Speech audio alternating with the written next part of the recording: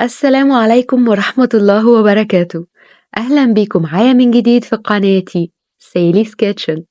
النهاردة بقى هنعمل توست دايت بطريقة سهلة وبسيطة، وازاي هيطلع هش وقطني بالطريقة دي وكمان بالشكل الرائع اللي احنا شايفينه ده.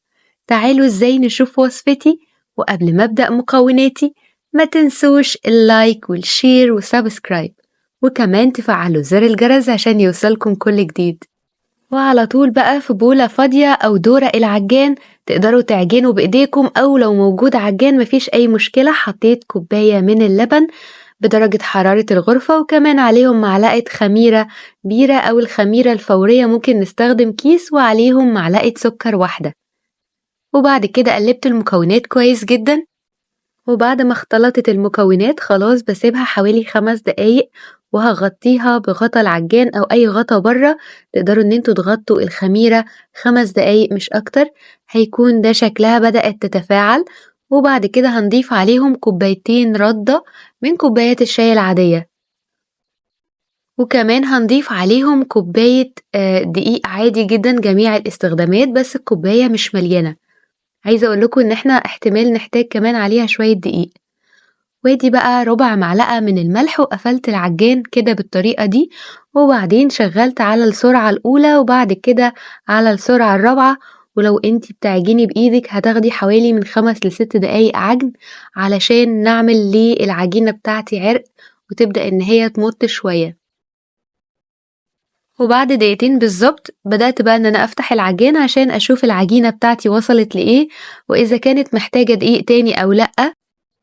وزي ما احنا شايفين لسه محتاجة دقيق لأنها لسه بتلزق في الإيد. أنا كده بختبر العجينة بتاعتي، غالبا هحتاج حوالي ربع كوباية من الدقيق. وخلي بالكم كل الدقيق اللي احنا عملناه أو خلطناه مع الردة ده معادل 3 كوبايات وربع من الدقيق اللي هو دقيق القمح الكامل، وده بيكون موجود جواه ردة. فاحنا استبدلنا بالكلام اللي موجود ده القمح الكامل اللي احنا بنتكلم عليه أو دقيق القمح الكامل، علشان يكون عندنا دقيق دايت ومعمول في البيت وأحسن كتير من بره. وبره بيكون دقيق القمح الكامل غالي جدا، لكن احنا عملناه بكل سهولة في البيت. وهنا أنا اختبرت العجينة مرة تانية وخلاص لقيتها مش بتلزق في الإيد وبدأت إن هي تتشكل. هضيف على العجينة معلقتين كبار زبدة بدرجة حرارة الغرفة. بصوا ازاي ايديا بصمت عليها لأن هي لينة بالفعل. وشغلت عليها العجان مدة دقيقة علشان بس تلم العجينة معايا من دورق العجان، ويكون خلاص العجينة جاهزة عندي. زي ما قلتلكوا شوفوا ازاي شكل عجينة، وكمان الزبدة لمتهالي وعملت عرق وهايلة ومش بتقطع. تعالوا بقى نلم عجينتي كويس جدا عشان نبدأ بقى في الشغل والتشكيل على سطح العمل. وهنا أنا رشيت شوية من الدقيق وحطيت بقى العجينة على الدقيق المرشوش، وقعدت ألت وأعجن فيها كتير كده، يعني تقريبا دقيقة. وبعد كده لميتها بإيدي علشان تكون شوية مستطيلة أو بيضاوية. وبعد كده بالنشابة أو المردنة بدأت إن أنا أفرد العجين واحدة واحدة. خلي بالكوا الدقيق اللي احنا رشيناه في الأول هيسهل عليا عملية الفرد كتير. واحدة واحدة بالطول وبالعرض هنبدأ إن احنا نفرد العجينة بتاعتي علشان نوصل لسمك رقيق جدا. وخلاص كده أنا فردت العجينة. تعالوا بقى نسويها من على الأطراف بسكينة أو أي آلة موجودة عندكم تقدروا تسووها، علشان نعرف إن احنا نرول العجينة كويس، ونحط الزوايد على جنب عشان هنقوم بتشكيلها مرة تانية. وبعد كده نلزقها في العجينة اللي احنا عملناها أو فردناها في الأول. كده أنا بفرد مرة تانية عشان أظبط بقى عجينتي وتكون متساوية في القالب اللي احنا هنحطه فيها. وادي بقى قطعة العجينة أنا قمت بتشكيلها وكمان فردتها مرة تانية علشان يكون ده شكلها، والزقها بقى في القطعة اللي موجودة عندي. وكل ده علشان شكل التوست يكون مظبوط جوه القالب. وبعد كده فردتها مرة كمان عشان تلزق في القطعة الكبيرة. وقطعة زبدة بقى حوالي معلقتين كده بإيدي حاولت إن أنا أفردها، هي بدرجة حرارة الغرفة بس الجو بارد قوي، فعلشان كده هي شوية جامدة، ولكن هنحاول إن احنا نوزعها بشكل عشوائي جدا جوه العجينة بالطريقة دي. بعد كده بعمل بقى خطوط طولية كده عليها زي الأصابع علشان نبدأ إن احنا نرول العجينة ويكون للتوست بتاعي شكل حلو من فوق وشكل راقي زي ما احنا هنشوف دلوقتي. بعد كده بقى بدأت إن أنا ألفها أو أرولها من الطرف اللي مش موجود عليه خطوط، وألم كده من الجنبين علشان عجينتي تكون مظبوطة. وعايزة يكون الموضوع كله يعني متساوي كده. أنا خلاص لفتها كويس قوي وجهزت القالب اللي موجود عندي. تقدروا تستخدموا القالب بتاع الكيك زي ما احنا شايفين. وبعد كده دهنته بقى سمنة أو زبدة، مفيش مشكلة لو زيت ذرة أو أي زيت عادي.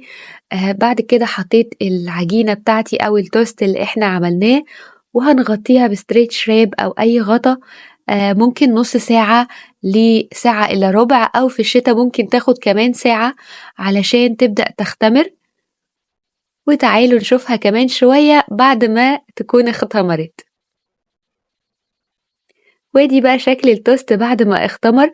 وفي الخطوة دي أنا بكون مولعة الفرن على درجة حرارة 200. وهنا بقى معلقة من الحليب، بدأت حطيت عليه ربع معلقة من الفانيليا علشان نقلبها كويس جدا وندهن الوش. بالمناسبة نقدر ان احنا نحط على اللبن خل، او ممكن منحطش عليه اي حاجة خالص لانه مفيهوش بيض ولا اي زفارة. عايزة اقول لكم ان التوست ده اقتصادي ودايت، وبجد اقتصادي 100% وحلو قوي. ودهنت الوش عشان يبدأ بقى يدخل الفرن، وهيقعد في الفرن حوالي من نص ساعة لساعة إلا تلت على درجة حرارة 200. بس قبل ما ندخله الفرن هنرش على وشه كده شوية من السمسم. لو عايزة بقى شمر أو حبة البركة تقدري تحطي على الوش اللي انتي عايزاه. وزي ما قلتلكوا هيبقى في وسط الفرن على درجة حرارة 200 من نص ساعة لساعة إلا تلت علشان نحصل على اللون الهايل الذهبي ده.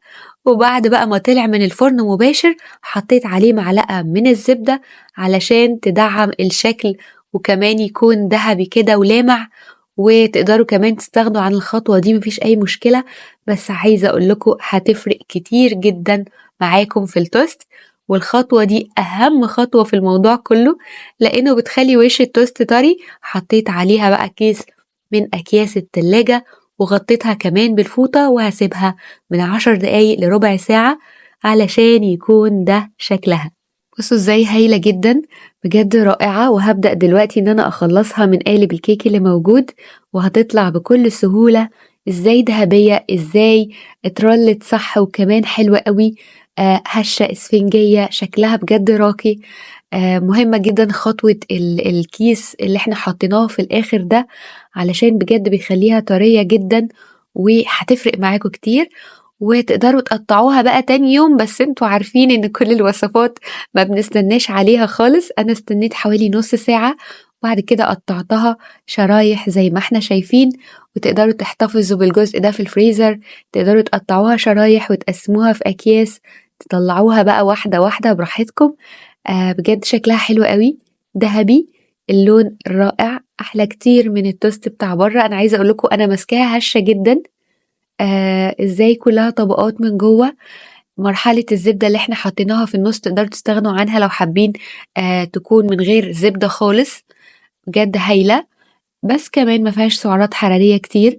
حاجه كده للدايت، وكمان هشه قوي، هتعجبكم كتير، اتمنى تجربوها.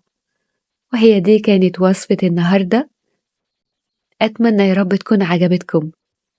ولو وصفتي عجبتكم ما تنسوش اللايك والشير وسابسكرايب، وكمان تفعلوا زر الجرس عشان يوصلكم كل جديد.